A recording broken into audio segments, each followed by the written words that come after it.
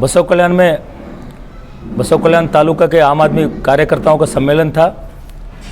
पूरे कर्नाटक में कार्यकर्ताओं का ये सम्मेलन चल रहा है। ग्राम संपर्क अभियान कार्यक्रम जो है हमने 1.5 महीने पहले ये चालू किया था, जिसको बहुत उत्तम रीति में एक सपोर्ट पूरे राज्य में मिल रहा है।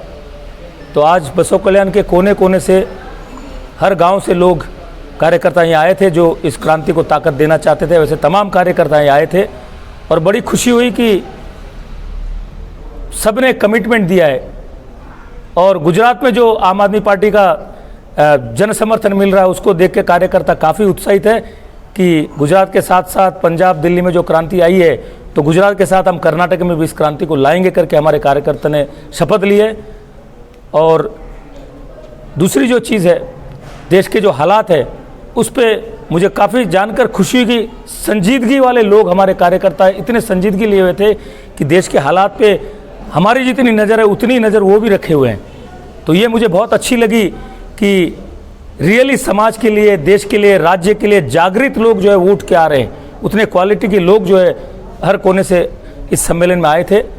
सर, आइडियोलॉजी एक ही है कि भ्रष्टाचार रहित भारत बने, मन की बात वाला भारत ना बने। एजुकेशन, हेल्थ केयर पे जो खर्च एक मध्यम वर्गीय परिवार की कमर टूट जाती है उस खर्च को बंद किया जाए। आम आदमी किसी भी कचहरी में जाए तो इज्जत के साथ उसके काम हो, जाति धर्म की राजनीति ना हो, भ्रष्टाचार रहित राजनीति हो। समाज में जो कलंकित व्यक्ति है वो पार्लियामेंट में और विधानसभा में ना पहुंचे। समाज में जो अच्छे लोग हैं जिनको सारी पार्टियों ने दूर कर रखा राजनीति से, वो सब लोग राजनीति में आए। और इसी विचारधारा पे केंद्रित होकर आम आदमी पार्टी ने दिल्ली में जो जन जागृति करके, जनता को एक करके एक मैसेज हिंदुस्तान को दिया कि बिना दारू, बिना पैसे, बिना जाति, बिना धर्म, बिना मसल पावर के एक राजनीति हो सकती है। और वो राजनीति इतनी कामयाब तरीके से, मतलब सुनामी जैसे परिणाम ला सकती है। लेकिन इसमें निश्चित रूप से कार्यकर्ताओं को, हर राज्य के कार्यकर्ताओं को मेहनत करनी पड़ेगी। दिल्ली के लोगों ने, दिल्ली के कार्यकर्ताओं ने मेहनत करके एक मिसाल हिंदुस्तान के लिए ही नहीं, मुझे फ़ख्र होता है कि आम आदमी पार्टी ने जो स्कूल बनाई है। चंद दिनों पहले अमेरिका के एक प्रतिष्ठित अखबार न्यूयॉर्क टाइम्स पे आम आदमी पार्टी के स्कूल के बारे में आर्टिकल आता है। तो ये सचमुच में आम आदमी पार्टी के लिए नहीं, भारत देश के लिए गौरव की बात है कि इस तरह से दुनिया को हमने एक मिसाल कायम की है। तो आम आदमी पार्टी का मुख्य उद्देश्य यही है कि आप जो टैक्स के पैसे बांध रहे हो वापस आपके जेब में जाए और आपका जीवन एक सरकार आने के वजह से अनुकूल हो जाए।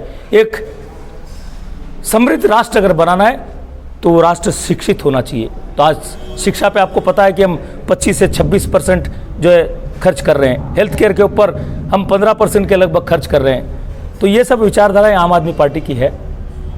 2024 में आम आदमी पार्टी और देश के लोग चाहते कि अरविंद केजरीवाल प्रधानमंत्री बने। तो लक्ष्य स्पष्ट है। लेकिन जैसे दिल्ली को आज भ्रष्टाचार मुक्त, जाति रहित राजनीति से मुक्त, धर्म रहित राजनीति से मुक्त किया गया है, नेक्स्ट पंजाब हुआ है। गुजरात जो बीजेपी का गढ़ माना जाता है, मुझे पता नहीं कि बीजेपी वाले कितने कुतंत्र करेंगे हमारे को रोकने के लिए, क्योंकि प्रोपेगेंडा पॉलिटिक्स, कुतंत्र में ये माहिर लोग हैं। लेकिन जो जनता का समर्थन दिख रहा है वो अद्भुत, आप कल्पनीय है एक्चुअली। तो मुझे लगता है कि पूरी देश की जनता, हर राज्य में इसकी तैयारी हो रही है। गुजरात के अंदर में बहुत खुशी होती है कि सूरत के अंदर में जो पिछले म्यूनिसिपैलिटी इलेक्शन हुए थे वहाँ पे 27 सीटें, कॉर्पोरेटर की सीट आम आदमी पार्टी ने जीती है। तो निश्चित रूप से एक बड़ा संदेश है कि लोग चाहते हैं कि, मतलब सीधा सीधी बात है कि बीजेपी वाले जाने वाले हैं और आम आदमी हर जगह आने वाले हैं।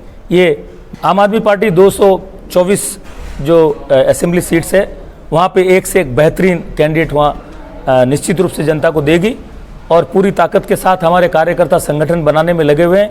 हमारा जो एक कामयाब मॉडल है, दुनिया में मशहूर जो दिल्ली मॉडल है, उस दिल्ली मॉडल को हम घर घर ले जा रहे हैं।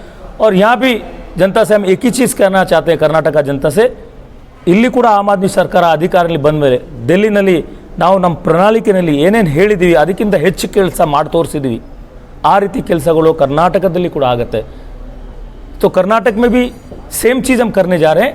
हर राज्य की कुछ अलग मांगे होती है तो उसको हम अलग तरीके से भी एड्रेस करेंगे।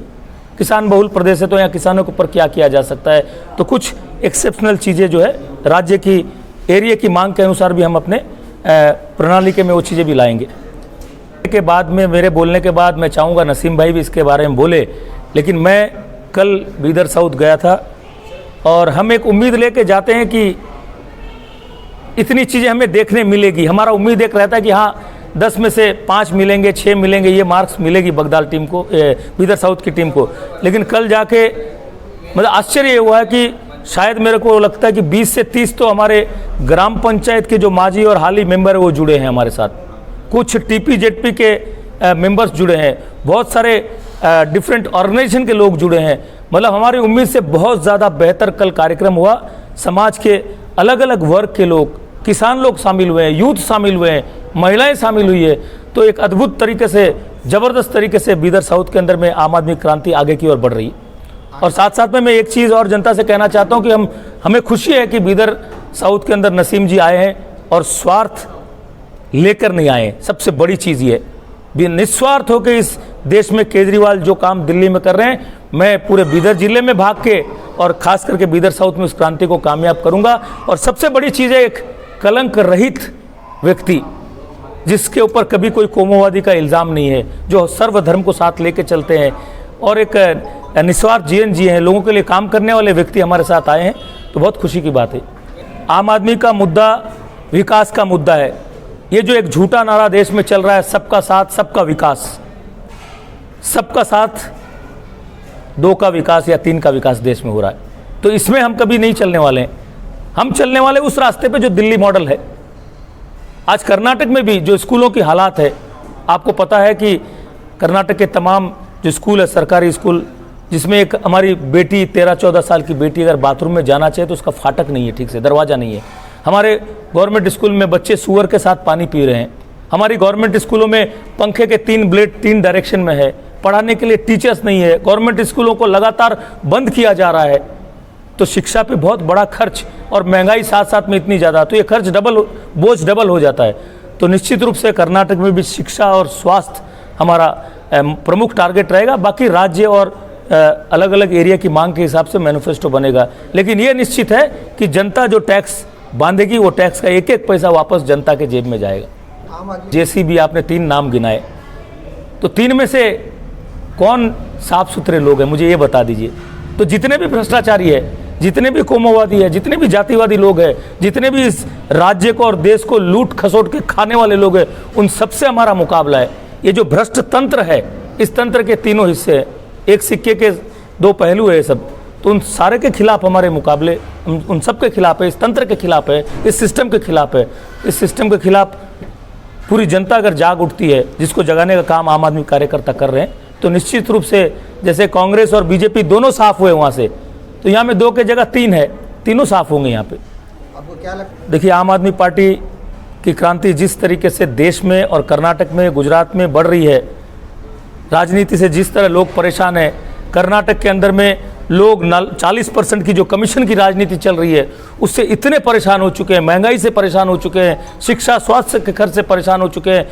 तो लोग, मैं एक चीज़ आपको कहना चाहूँगा कर्नाटक की जनता से भी, देश की जनता, बसो कल्याण की जनता से, कि हमारे यहाँ राजनीति अलग है, नहीं हमारा राजनीति ऐसा कुछ है नहीं। राजनीति सब जगह एक ही है कि आम आदमी बदहाल है, और बदहाली का एक ही कारण है लूट तंत्र, जात की राजनीति, धर्म की राजनीति।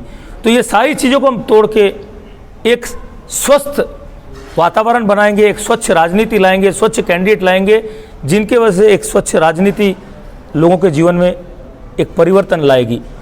लोग कर्नाटक में आम आदमी पार्टी को आशा किरण के तौर पे देख रहे हैं। लोग हर दिन जिस तरह से आम आदमी पार्टी के साथ जुड़ रहे हैं, उसे देखते हुए मुझे लगता है कि 224 में कर्नाटक में जैसे दिल्ली में 70 में 67 आए, उसी तरह के परिणाम यहाँ भी आएगी। अगर वहाँ के लोग, ये कोई इलेक्शन नहीं था, ये तो एक क्रांति थी, उसी तरह क्रांति के लिए लोग यहाँ तैयार हो रहे हैं। तो इसमें सीटों की संख्या मेरे ख्याल से बात करना सही नहीं होगा, एक तरफा खेल होगा। ये क्रांति अगर अपने मुकाम तक ठीक से पहुँचे, हमारे कार्यकर्ता अगर सही तरीके से जनसंपर्क कर पाए, तो निश्चित रूप से ये क्रांति दिल्ली जैसा ही परिणाम यहाँ कर्नाटक में लाएगी।